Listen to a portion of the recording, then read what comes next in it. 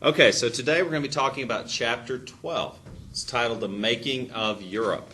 And I wanted to start off with a question, and it is rhetorical, so just something to think about while we learn about the making of Europe in medieval Western Europe. So imagine that you're living in the countryside of Western Europe during the 1100s. Now, like about 90% of the population, you'd be a peasant. You'd be working the land. Your family's hut would be located in a small village on the estate owned by your lord. Now, the lord would provide for all of your basic needs, your housing, your food, and even your safety. And they would even protect you from invaders.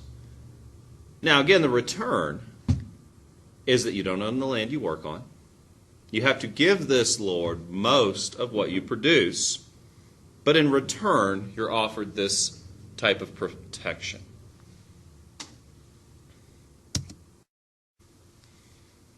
Okay, so after the Roman Empire collapsed in the AD 400s, the central government of Western Europe was no longer. In fact, these times were known as the years of upheaval, and we'll call them the years between 400 and 600 AD. Small Germanic kingdoms replaced Roman provinces. The borders of those kingdoms changed constantly with the fortunes of war. But the church was the only institution that survived the fall of the Roman Empire. During this time of political chaos, the church provided order and security.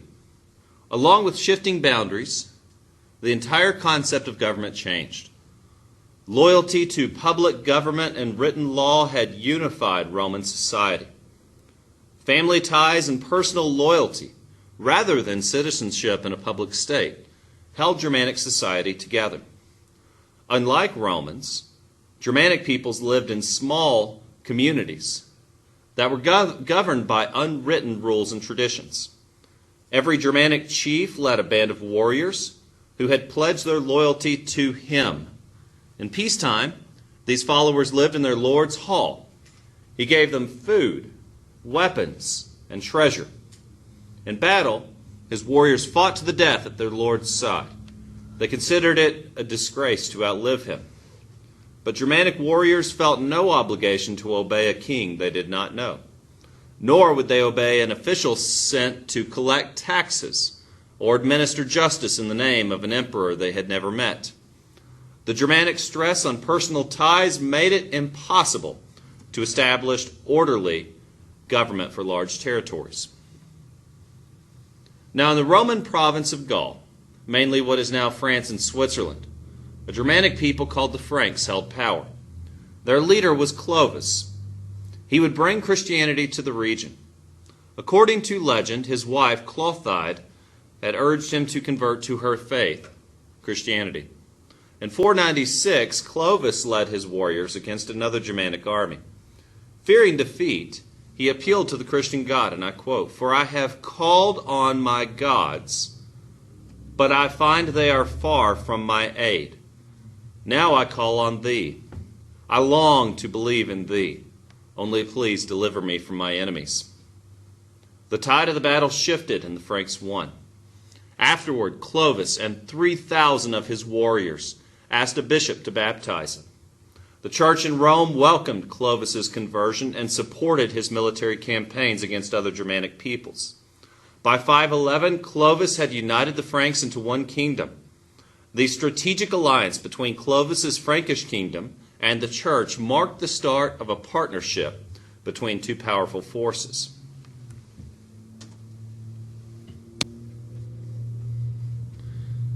Now, politics played a key role in spreading Christianity. By 600, the church, with the help of Frankish rulers, had converted many Germanic peoples. These new converts had settled in Rome's former lands. Missionaries also spread Christianity. These religious travelers often risked their lives to bring religious beliefs to other lands. Now, during the 300s and 400s, they worked among the Germanic and Celtic groups that bordered the Roman Empire. In southern Europe, the fear of coastal attacks by Muslims also spurred many people to become Christians in the 600s. Now, to adapt to rural conditions, the church built religious communities called monasteries. There, Christian men called monks gave up their private possessions and devoted their lives to serving God. Women who followed this way of life were called nuns and lived in convents, a strict yet practical set of rules for monasteries. Benedict's sister, Scholastica, headed a convent and adapted the same rules for women. These guidelines became a model for many other religious communities in Western Europe. Monks and nuns devoted their lives to prayer and good works. Monasteries also became Europe's best educated communities. Monks opened schools, maintained libraries, and copied books. In 731, the Venerable Bede, an English monk, wrote a history of England. Scholars still consider it the best historical work of the Middle Ages. And in the 600s and 700s, monks made beautiful copies of religious writings, decorated with ornate letters and brilliant pictures. These illuminated manuscripts preserved at least part of Rome's intellectual heritage. Now in 590, Gregory I, also called Gregory the Great, became Pope. As head of the church in Rome, Gregory broadened the authority of the papacy, or Pope's office, beyond its spiritual role. Under Gregory, the papacy also became a secular or worldly power involved in politics. The Pope's palace was the center of Roman government. Gregory used church revenues to raise armies, to repair roads, and to help the poor. He also negotiated peace treaties with invaders such as the Lombards. And according to Gregory, the region from Italy to England and from Spain to Germany fell under his responsibility. Gregory strengthened the vision of Christendom. It was a spiritual kingdom fanning out from Rome to the most distant churches. This idea of a churchly kingdom ruled by a pope would be a central theme of the Middle Ages. Meanwhile, secular rulers expanded their political kingdoms. During the 7th and 8th centuries, the Frankish kings lost their power to these chief officers called mayors of the palace, or major domo was the term that they used. And one of these mayors, Pepin, said that the Frankish state was his, and that he would be king, and that his family would be the new ruling family. His son, Charles the Great, now we call him Charlemagne, came after him. And he was, history's determined him as a capable, intelligent, decisive leader. Led a series of military campaigns. He expanded the territory of the Frankish kingdoms and created this Carolingian Empire, which is really the beginnings of what would later be called the Holy Roman Empire. And so for centuries, the legitimacy of these kings and kingdoms in Central Europe is going to be based around their affiliation with the Catholic Church. So again, a lot of this dates back to Charlemagne, who also called himself the Roman Emperor. So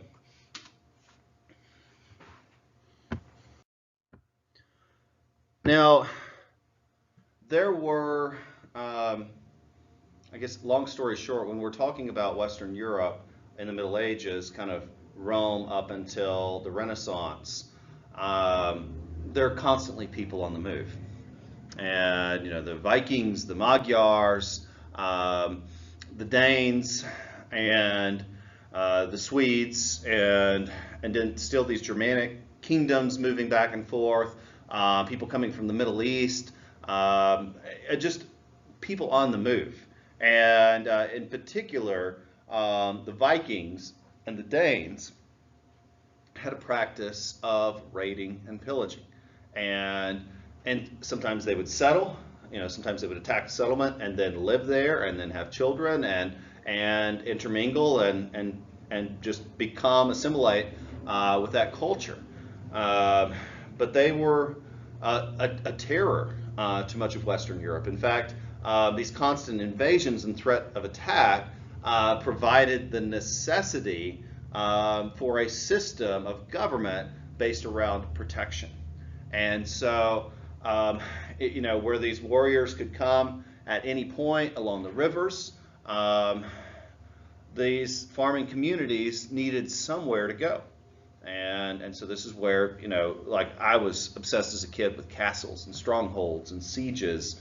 And you can find these all throughout Western Europe, and I hope to go on a tour of them someday.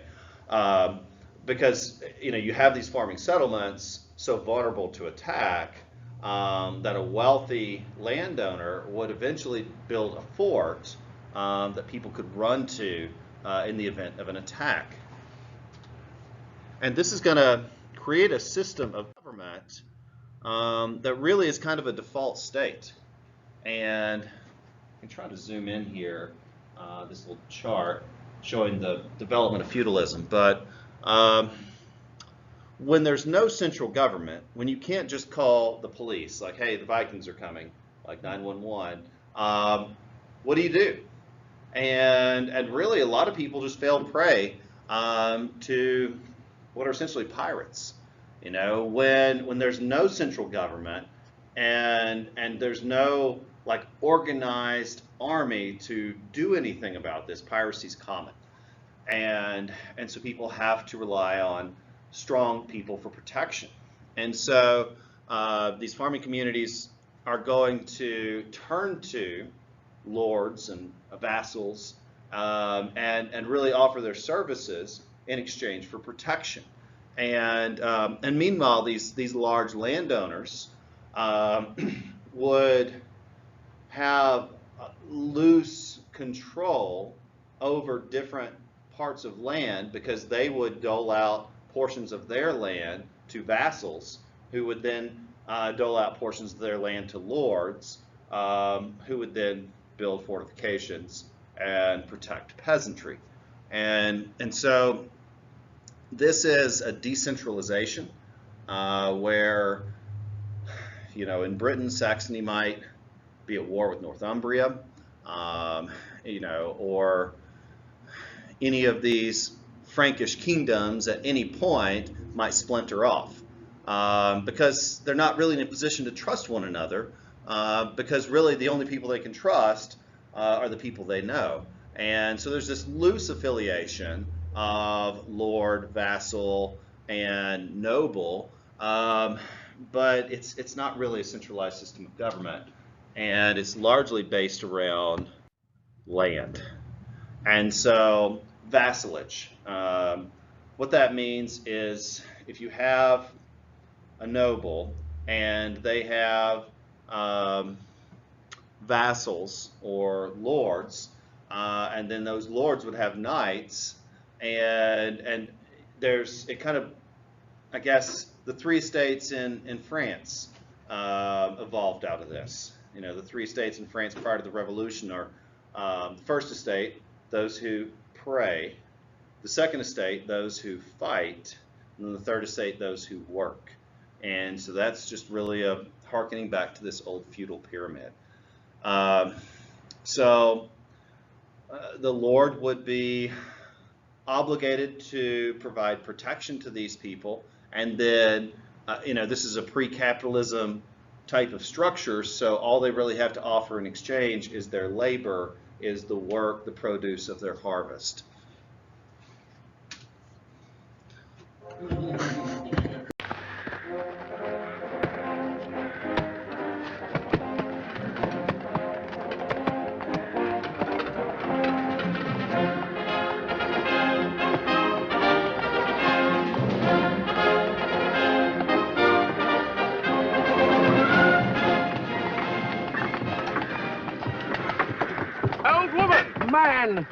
Ma'am, sorry. What knight lives in that castle over there? I'm 37. What?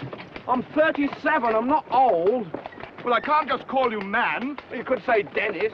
I didn't know you were called Dennis. Well, you didn't bother to find out, did you? I did say sorry about the old woman, but from behind you looked... What I object to is you automatically treat me like an inferior. Well, I am king. Oh, king, eh? Very nice. And how'd you get that, eh? By exploiting the workers. By hanging on to outdated imperialist dogma which perpetuates the economic and social differences in our society. If there's ever going to be any progress... Dennis, there's some lovely filth down here. Oh, how'd you do? How do you do, good lady? I am Arthur, King of the Britons. Whose castle is that? King of the who?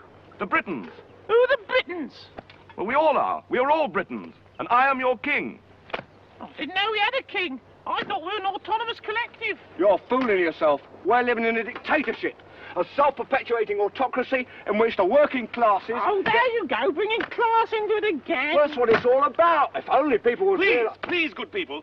I am in haste. Who lives in that castle? No one lives there. Then who is your lord? We don't have a lord. What? I told you, we're an anarcho-syndicalist commune. We take it in turns to act as a sort of executive officer for the week. Yes. But all the decisions of that officer have to be ratified at a special bi-weekly meeting. Yes, I see. By a simple majority in the case of purely internal affairs. Be quiet. But by a two-thirds majority in the case of Be more quiet. I order you to be quiet. Order, who does he think he is? I am your king.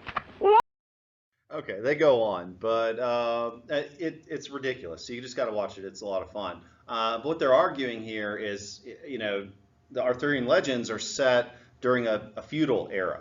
The structure that we're talking about, he's playing the part of King Arthur, who would have vassals under him, who would have lords under him, and then the people he was talking to would be at the lowest rung of society. They're peasants. It's also known as a manorial system.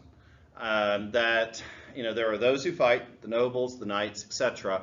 They're funded through taxes, which a large portion are paid from the peasantry or the poor. There are business people, but there aren't many of them. So most people live on manors, and these are agricultural estates which are owned by lords. And of course they pay rent in the form of a portion of their crops, and protection. In return, they're provided protection. But while it's not a system of slavery, they relinquish many of their freedoms by becoming peasants, and so they're limited in their ability to travel, and their ability to pursue other occupations, and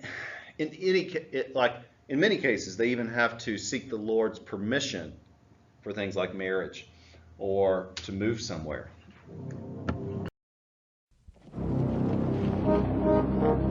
Your life would have been very different if you lived about 800. A peasant could become free of their manor by living in a city for a year and a day. I don't know why a year and a day, but just that was the agreement. And so, particularly during the later Middle Ages, transitioning, the manorial system became less prominent, less prevalent, because not as many people wanted to live on these manors. They began to pursue other opportunities. So it's not slavery. I mean, they're not beaten, tortured, killed for leaving, but the Lord retains a lot of power over them. So it's definitely not a democratic system, which is the silly part of Monty Python, because he was arguing from a standpoint of democracy, but that's not exactly what we're seeing here. So the Middle Ages, you've got the early Middle Ages, the High Middle Ages, and then the later Middle Ages. But these aren't exact timelines, but we just kind of look at these different eras. So the early Middle Ages would be this kind of almost stateless society, like default, seeking protection, very dangerous place to live, low life expectancy. The High Middle Ages are really a more prosperous time. More abundant food supplies thanks to better technologies, a greater degree of commerce and expansion, and more people moving to cities, a more safe time as, for one, the frequency of these attacks from Vikings and Danes and Magyars and so forth began to lessen, and it largely began to lessen because the structure of government was becoming more cohesive. Basically, lords had relationships with neighboring manors, and so instead of Vikings facing, one township, they might be facing a more organized, larger group. And medieval kings, there's always this struggle, particularly in the Middle Ages, but even really today, between branches of government, and that struggle dates back to struggles between the king and the nobility. So the earliest forms of legislature in Rome or even in Britain were groups of the nobility organizing to collectively discuss policy. And they were often in odds and opposition to whoever was in power and whoever was king at this time. So the kings of the Middle Ages were commonly trying to unite all of these lords and vassals into nations. But the lords and vassals didn't want to become nations. For the same reasons that, if you know your American history, there were anti-federalists who just didn't trust a larger government. They felt that it would become tyrannical, and so they didn't want to align themselves with millions of people. They would prefer to align themselves, with these smaller local forms of government. So anyway, meanwhile, another high point here is the Catholic Church was really leading a cultural revival that more people were getting involved in the church. More people were just living more prosperous lives. The population, as you can see, grew significantly during this era. And so the little chart here shows a commercial revolution. Just kind of a flow chart here is that, with more abundant food, there can be more commerce. With more commerce, this requires more workers, which is going to draw people to population centers. They're going to be making more money versus this old feudal system. They're going to be putting this money into banks or using it to buy things at businesses who will put money into banks. And this is going to further facilitate commerce. This is going to mean more people will leave farms into cities. We really see rapid urbanization in the mid-1800s, but even hundreds of years prior, we see a beginning of this, and it's called the Commercial Revolution.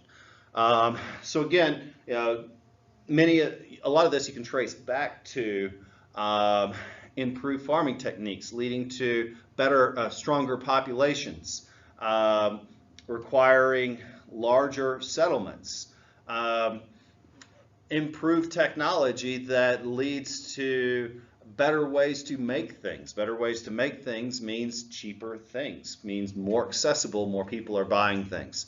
So it's a major part of this transition out of the feudal era for Western Europe.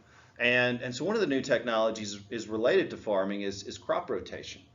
They called it the three-field system, that if you have your land broken up into three parts and you leave 1/3 of it fallow or unplanted every year and then you rotate, then you'll yield more abundant crops each year instead of exhausting the land.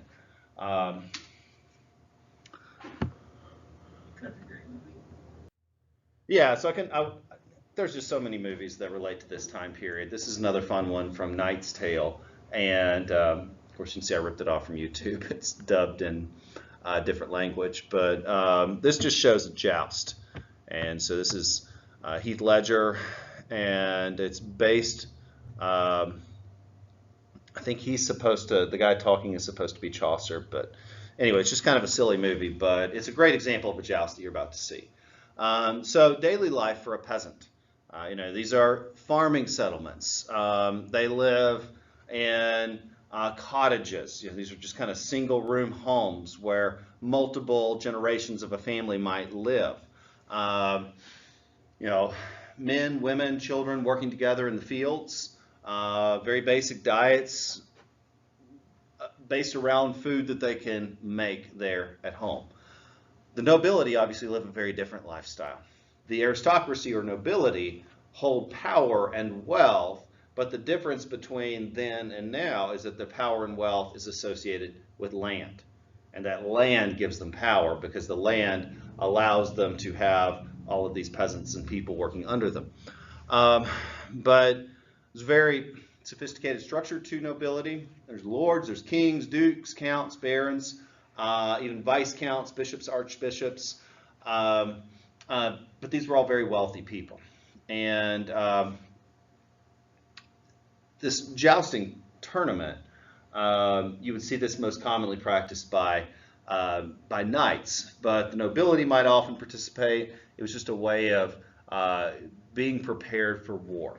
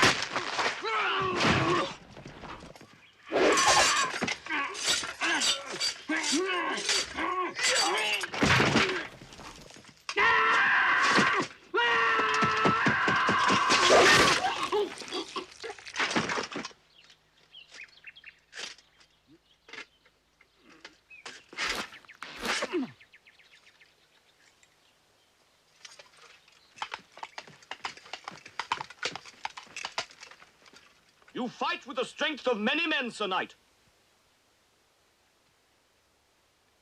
I am Arthur, King of the Britons. I seek the finest and the bravest knights in the land to join me in my court at Camelot.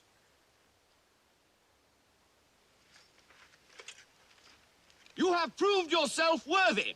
Will you join me?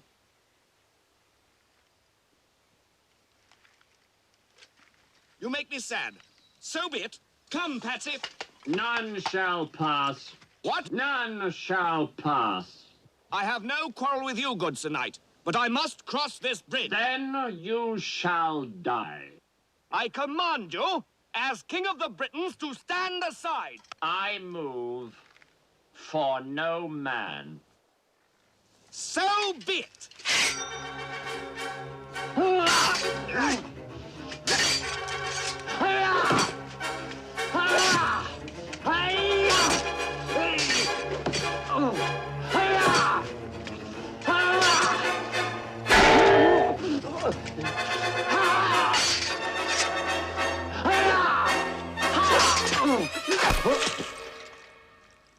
Now stand aside, worthy adversary. 'Tis but a scratch. A scratch? Your arm's off. No, it isn't. Well, what's that then?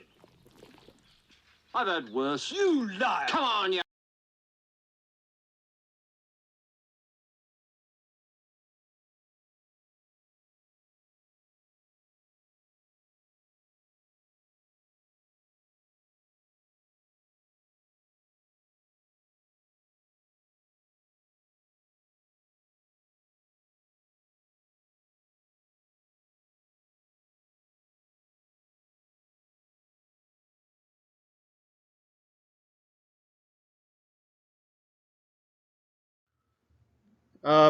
The reality of warfare.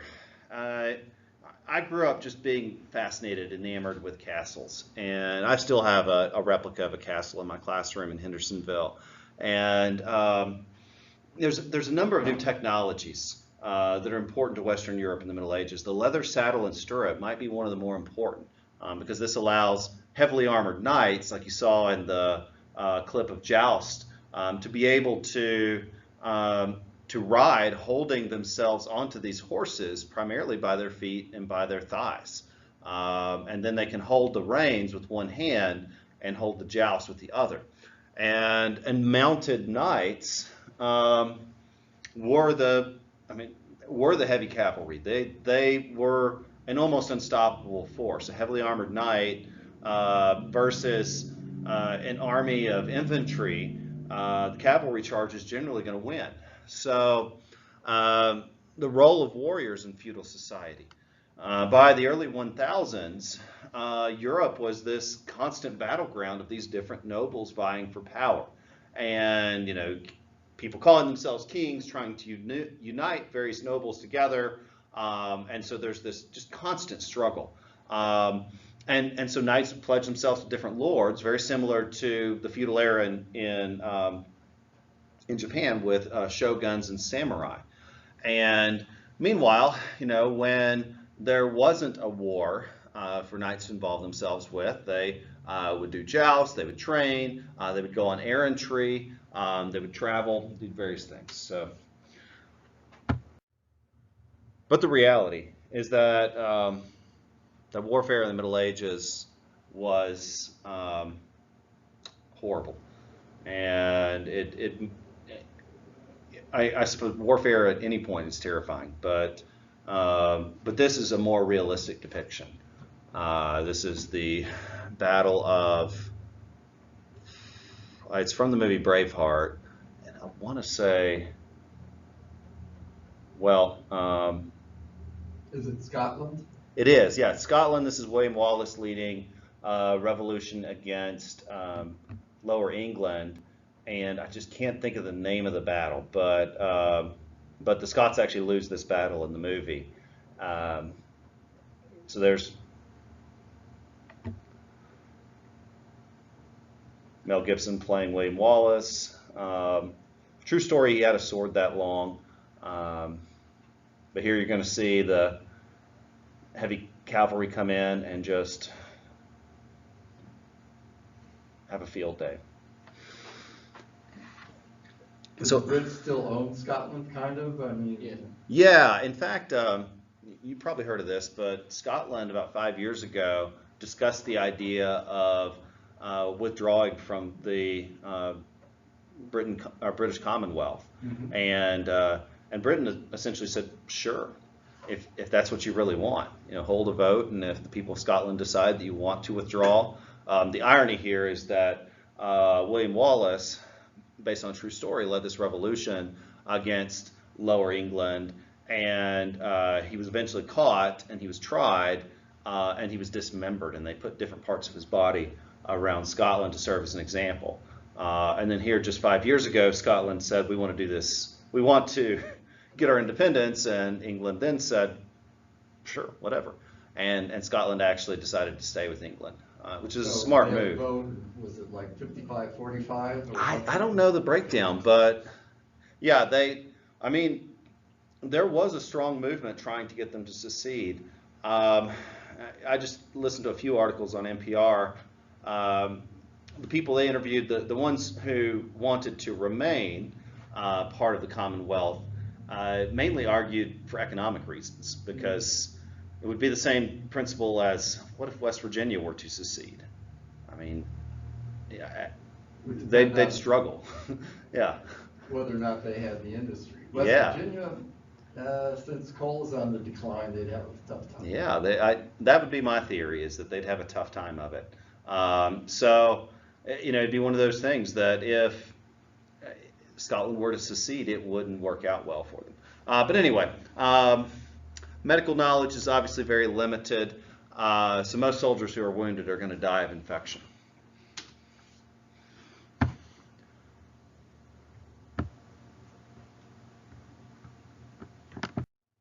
So the literature of the Middle Ages. Some of my favorites, I've always enjoyed the Arthurian legends, so that's why I was showing you a few spoofs of them.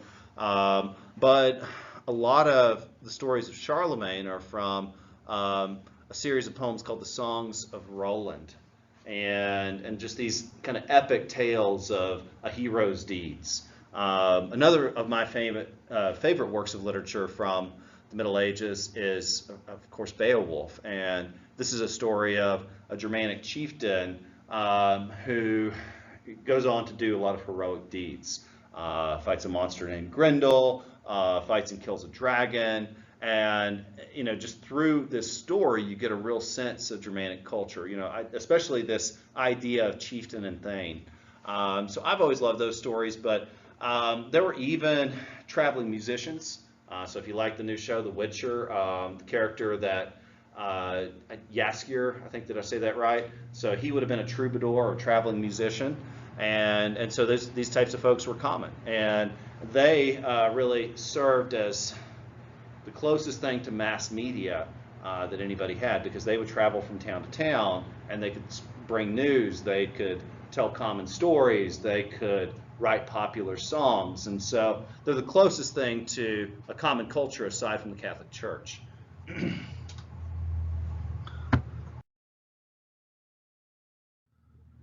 Now, back to this commercial revolution.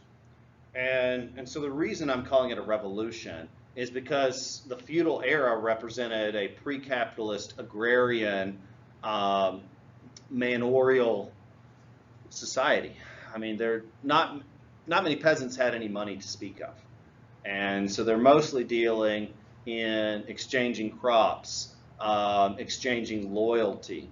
But with a rise in the population due to more food supply, more industry, more commerce, we're going to see the beginnings of capitalism in Western Europe. And this is going to facilitate more companies and more commerce and more banks. You remember that the Silk Road trade is still a big deal. And so lots of trade outside of Europe, which brings me to the Crusades, which we'll get to. Sorry, we'll get to it in just a moment. But when we talk about the Crusades, a lot of the important lasting legacies are really the opening up of new trade routes. Okay, so these European kingdoms. One of my favorite stories from the Middle Ages has always been the Battle of Hastings. And England had been invaded and conquered many times prior to 1066, but 1066 was the last time that England had been conquered. And it was by a group of Normans, which is a Frankish kingdom, and led by a man named William the Conqueror. And it was really a time when a king had left the throne, and there were four rival nobles claiming the kingship.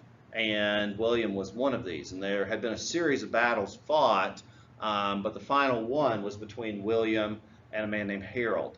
And, so speaking of like kind of cultural sexualism, a lot of English people look at 1066 and say, man, what if we had won that? What if the Anglo-Saxons had won that? What would things have been like?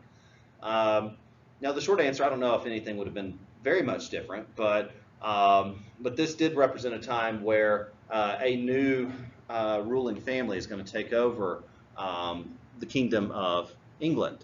And so this is really going to result in a combination of Anglo-Saxon and Norman institutions. William is going to leave a legacy of a strong monarchy, and when he defeats Harold, and it's an incredible battle to read about. Harold still uses a lot of the Viking traditions of warfare, like for example, shield walls. Having his army surround themselves with these shield walls, kind of going back to even some Roman tactics. But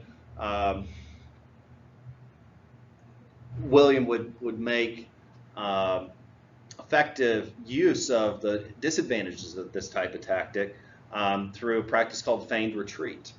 And he didn't invent this, but this battle really shows effective use of this tactic is using cavalry. He would approach the shield wall and then pretend to run away. And a lot of Harold's men would break off and pursue, and then he would turn and defeat them. So over time, he wore down the enemy, and he eventually, Harold was shot in the eye with an arrow, and the rest of his housecarls, or his closest things, died defending the body. Okay, so moving on again, established a strong monarchy, and further down the line, there's still this struggle between kings and nobility until we get to the point of King John, who was forced to sign a Magna Carta, providing certain liberties, providing certain rules that even the king would have to follow. And A generation after this, the nobility would form their own representative body called Parliament. And representatives from each township, each county would go to Parliament representing their nobles and would make decisions affecting policy.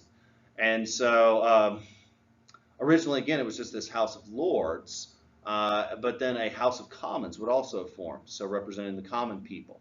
And they would make these laws, and the Magna Carta authorized them to make these laws, but there was still this struggle between Parliament and the King that we'll see well into the 1600s. So this growth of cities, and again, just back to this revival of trade. We'll talk about the effect of the bubonic plague a bit later, but just in reference to our subject here, as the population began to recover, as there are simply more people, we see more cities, and these cities are going to be the desirous places to live. And really, during the feudal era, most people were farmers, but a big part of this commercial revolution is that more people leave farms and become business people, merchants or skilled workers, and that these cities were often independent of any lord. So they may be called the free city of Venice or the free city of Paris or London or whatever. And so, the idea of self-government has its roots here. So daily life in a medieval city. They're dirty, they're dangerous, they don't exactly have fire retardant construction materials. There's not exactly a good method for putting out fires, so parts of cities burning down tragically wasn't uncommon.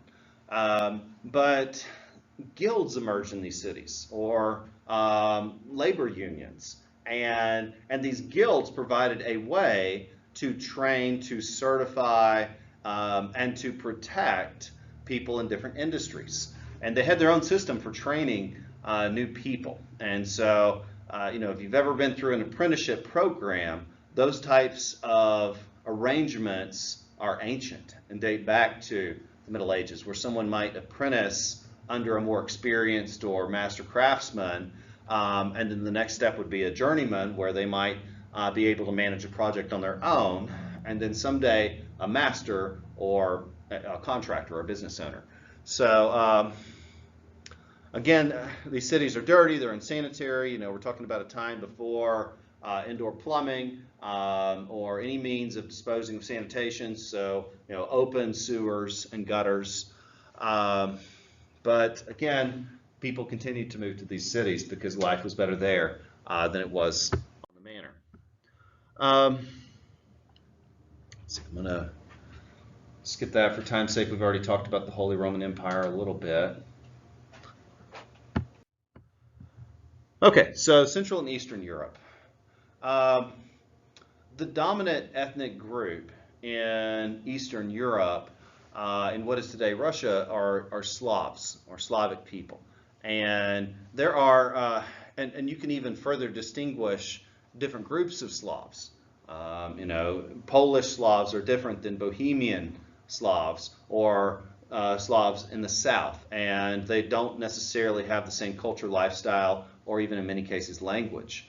And so you have your Western Slavs, your Southern Slavs, and your Eastern.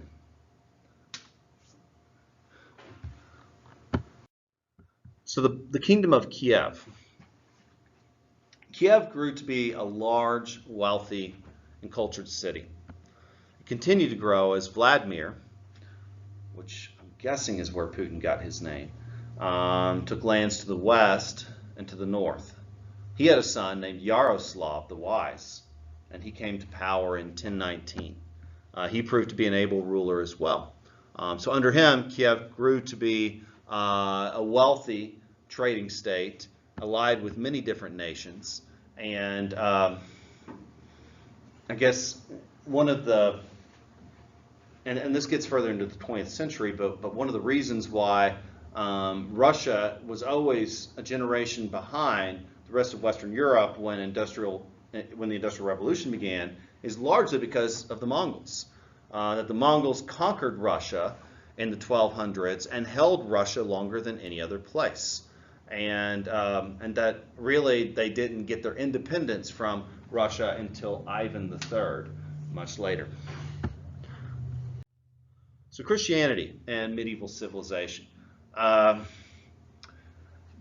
The Pope, well, still today the Pope is the head of the Catholic Church, and the Pope still reigns over a kingdom, which is really just the Vatican at this point. But there used to be an entire political system called the Papal States, and the Catholic Church was deeply involved in political matters. They could appoint rulers and bishops within various nations, and the church considered themselves the supreme political and religious institution in Western Europe through much of the Middle Ages. You know, for example, there was a case, Henry II of France, no, Henry of Navarre, tried to fire the Catholic bishop of his kingdom and tried to appoint his own person. And the Pope declared interdiction on this king, meaning that if he didn't get in line, then his entire country would go to hell. So interdiction means that the king would be denied the sacraments. Therefore, the people of that kingdom would be denied the sacraments. And the people almost killed their own king over this. In fact, Henry of Navarre had to eventually crawl a great distance and get on his knees and kiss the Pope's ring as a means of penance. So the church had a real power even over kings and queens.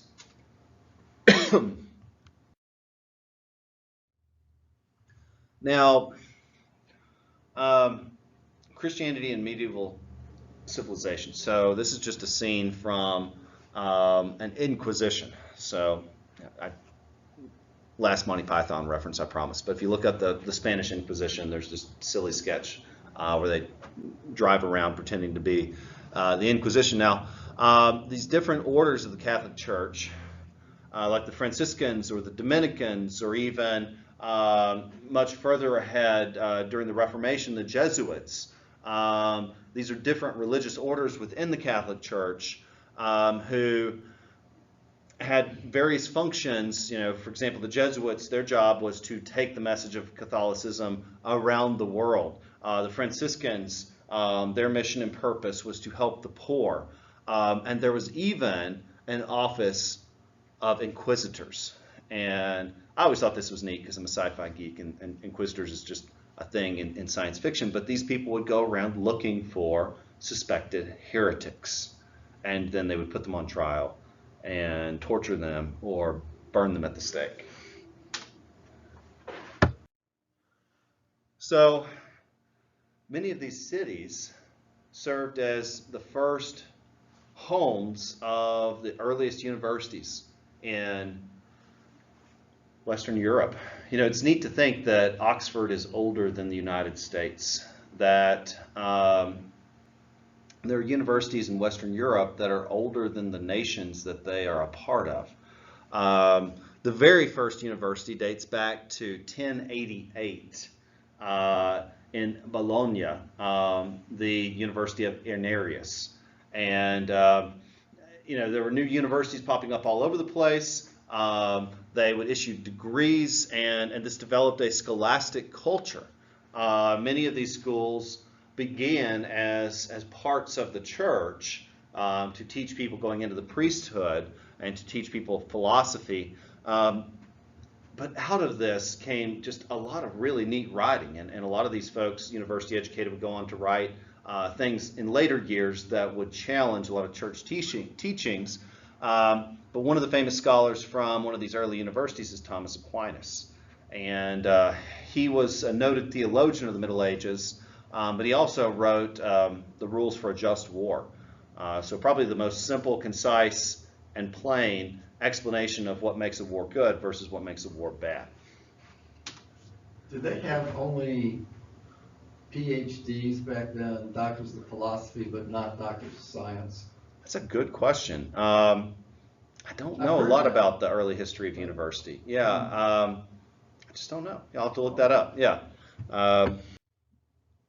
So we don't have much time left, but I'll try to do the Crusades here in 5 minutes. Constantinople, which we'll get to in a later chapter, is really the last remnant of the Roman Empire, because while these Germanic chieftains continued to call themselves Roman emperors, the Eastern Roman Empire flourished for another 1,000 years.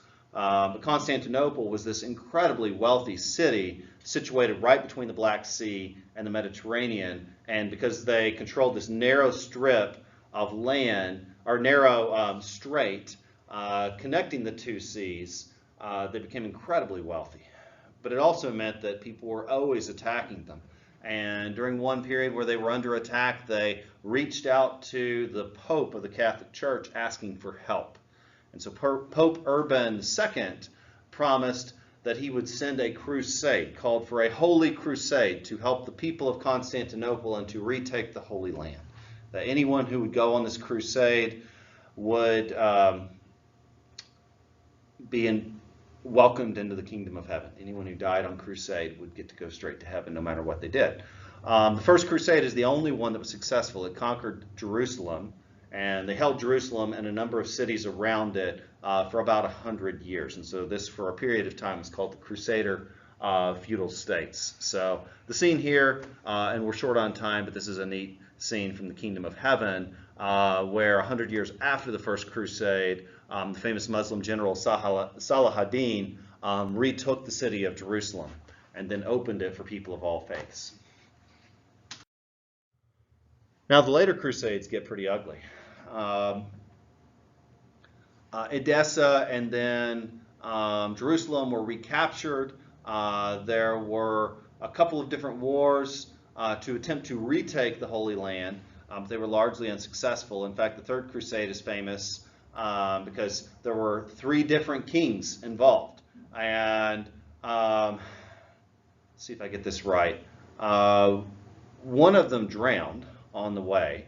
The other turned back, but Richard the Lionhearted did make it all the way down to the Holy Land and did fight a series of battles with Salah ad-Din and ultimately lost. But if you're familiar with the story of Robin Hood, he was the king of England during Robin Hood. So Richard the Lionheart went on crusade and left the kingdom to Prince John, who made a real mess of things. And Prince John had a sheriff, which just means shire reeve, or reeve, which is another word for officer.